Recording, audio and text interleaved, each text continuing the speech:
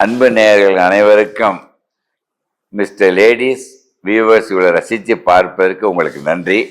நான் ஒன்று உங்களை அனைவரும் நான் வேண்டி கேட்டுக்கொள்வது, நீங்கள் கேட்டு பயனடைந்த இந்த கருத்துக்களை இன்றே உங்கள் உறவினர்கள், உங்கள் நண்பர்கள் அனைவருக்குமே தெரியப்படுத்த வேண்டுகின்றேன். அப்போதான் மாரடைப்பற்ற சமுதாயத்தை நான் உருவாக்க வழி செய்ய மிஸ்டர் லேடிஸ் நேயர்களுக்கையும் நான் வேண்டி கேட்டுக்கொள்கிறேன். இப்போ அருமையான கேள்வி, மாரடைப்பு அதிகம் தாக்குவது ஆண்களையா பெண்களையா? இது அருமையான கேள்வி. அது என்ன காரணம்? முன்பெல்லாம் நான் ஆரம்பிக்கும் பொழுது 40 வயதுக்கு கீழே பெண்களுக்கு மாரடைப்பு வருவது ரொம்ப அரிதம். ஒரு 15-20 ஆண்களுக்கு வந்தால் ஒரு பெண்ணுக்கு வரலாம் மாதவிடாய் இருக்கின்ற வரை.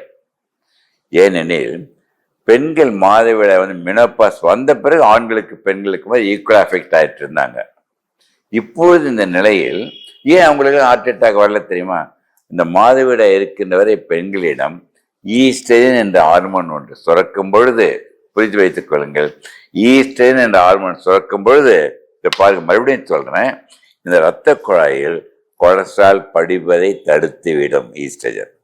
அதே மாதிரி ரத்தம் உறைவதையும் ஈஸ்ட்ரஜன் தடுக்கும்.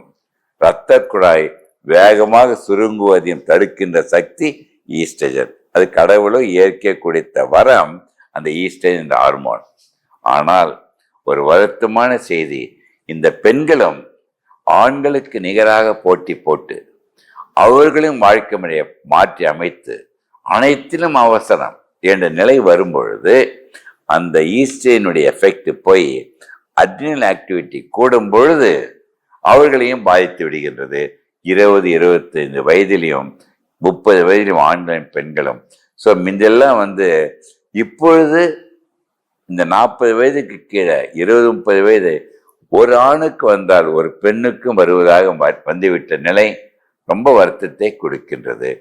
விடை பெறுவதற்கு அந்த ஈஸ்ட்ரஜன் எஃபெக்ட் வரும் வேண்டும் என்றால், முன்பெல்லாம் பெண்கள் அனைவரும் பார்த்தேன், வீட்டில் இருந்தாங்க, வேலைகளை செய்த முடிந்தாலும் சரி. இப்போ அந்த ஒர்க் அண்ட் லைஃப் அதை பேலன்ஸ் பண்ண இழந்து விட்டார்கள். எவனெல்லாம் வேலை செய்துட்டு ஓடிட்டு இருக்காங்களோ, லைஃப் இழக்கிறாங்களோ, நெகட்டிவ் ஹார்மோன்ஸ் வந்துடுது. அதான் எல்லாருக்கும் சொல்கிறேன், நம்ம எல்லாருமே பாருங்க, அனைவரும் இப்போ சம்பாதிக்கிறோம். சம்பாதிப்பு எதற்காக? மகிழ்ச்சியாக இருக்கிறது தானே. ஆனால் சம்பாதிப்பில் மகிழ்ச்சியை இழப்பதால் அந்த அட்ரினல் ஆக்டிவிட்டி கூடும் பொழுது, புரிந்து கொள்ளுங்கள், அதோடைய சம்பாதிக்கின்ற மகிழ்ச்சிக்காக சம்பாதிக்கின்ற பணத்தில் மகிழ்ச்சி இழக்கும் பொழுது ஞாபகத்துக் கொள்ளுங்கள், வேலையை சுகம் நினைக்காமல் சுமையை நினைத்து விட்டால், அதை ஜாப் டென்ஷன் நினைக்கிறாங்க, ஜாபை ப்ரெஷர் நினைக்கிறாங்க. அதனால தான் அவனுக்கு ஹைப்பர் டென்ஷன், ஹை ப்ரெஷர் வந்துடுச்சுன்னா, அது வந்த உடனே என்ன ஆயிடுதுன்னா அந்த சீக்வன்ஸ் அவனுக்கு ஹார்ட் அட்டாக் வருது.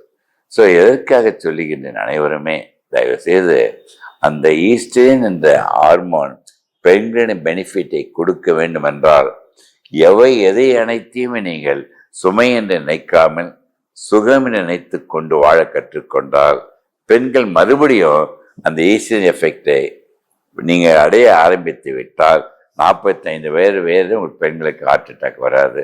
நான் சொல்லுகின்ற கருத்தை அனைவரும் கடைப்பிடித்தால் 100 வருடம் வரை ஆண்களுக்கு பெண்களுக்கு மாரடைப்பு என்ற கொடிய நோயை வர வாய்ப்பில்லை என்று கூற விரும்புகின்றேன்.